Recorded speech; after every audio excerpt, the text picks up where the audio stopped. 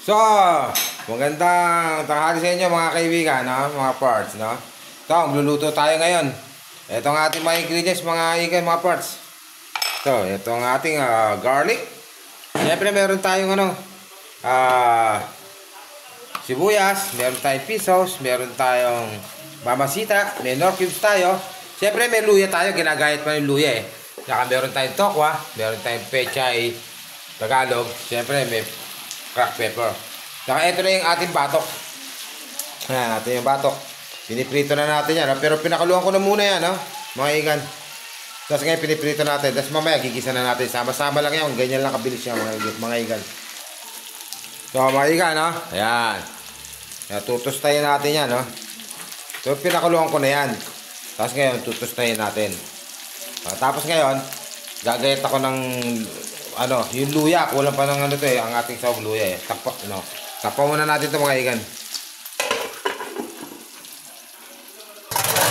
Yan. Ito ang ating luya, no?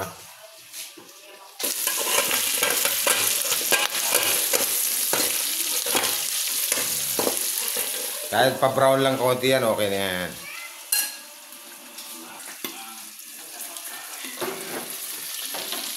Yan, no? Ito ang tinatawag natin ginisang batok, no? Na with tokwa and pechay Tagalog. Siyempre, ayan, papasarap dyan luya. Siyempre, meron mamasita. Ayan, meron tayong bawang, sibuyas, pisos, oyster sauce, at star anise. So,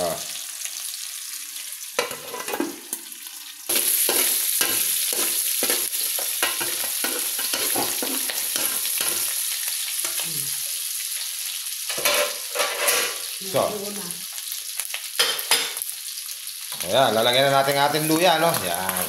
So, brown lang natin kaya lang kabilis yan. Pag may brown na yan, susunod na natin yung ating garlic. Ayan. Ayan. Ayan. Susunod natin ating garlic. Konti lang huli. So, ayan. Susunod na natin ating isyan. Star anise natin, no? Konting star anise na, pampabango lang yan. Ayan.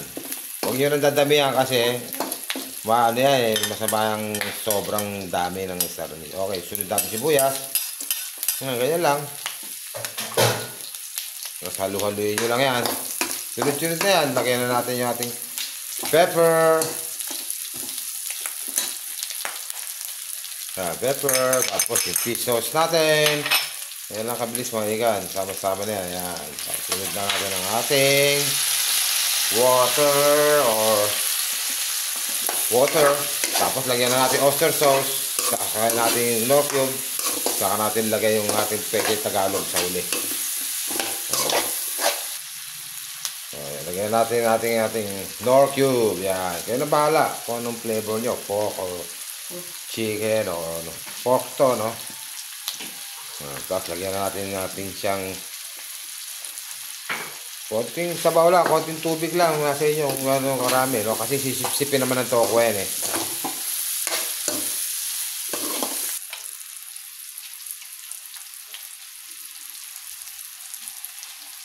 Yan, sunod na natin ang ating oyster sauce.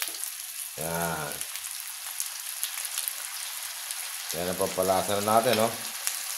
Saka yung nor cubes natin, pisos, okay na yan. Huwag na kayong mag-additional ng ng mga salt sauce kasi medyo mapapaalat na kayo. Pwede nyo rin lagyan ng yan, brown sugar kung siya manamis-namis. Gagawin nyo yun. Kasi yung oyster sauce medyo matamis-tamis na rin yan, eh.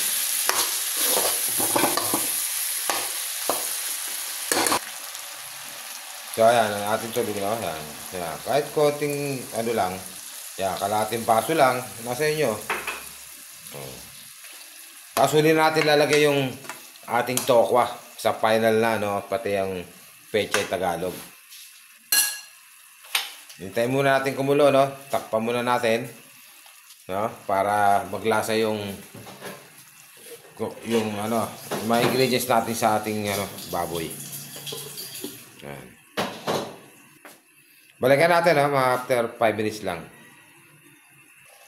Ayan mga igan, no? Dagdagan natin ng sugar, no? Tinikman natin, medyo kulang sa... Hindi pa nag-aagaw ang tamis. Ano na lang mga igan. Sahaluin na natin. Yan.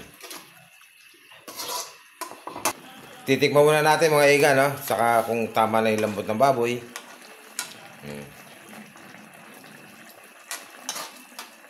Saka yung lasa niya. Okay na mga igan. Tama-tama lang lambot. Tama na yung lasa. So, hintayin natin mga 2 minutes, saka natin lagay yung ating Pechay Tagalog. Huli na natin lagay yung ating piniritong tokwa. Okay mga igan? So, ayan, mga igan, tingnan natin. Ayan, okay na yan. So, lagay na natin yung ating Pechay Tagalog.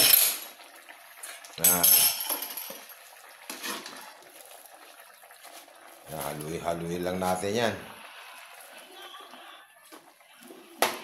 Lagay lang natin yan, takpan lang natin yan, tapos saka natin huli yung tokwa. Sarap to, healthy to mga igan, mga parts. No? Pwede rin pampulutan to mga igan. Pang ulam na, pwede mo pampulutan to. Yan, kasi toko at baboy yan, yung batok. Nasa inyo, pwede yan, pero masarap din pang ulam yan. Yan mga igan.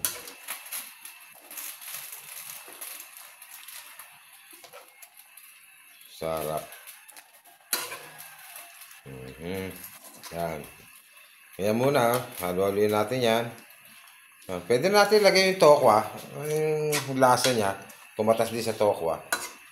Okay na yan, wala namang problema rin. Kaso na, sisip-sip yan. Dadagdag na lang kayo ng tubig. Konti-konti. Pag natuyuan.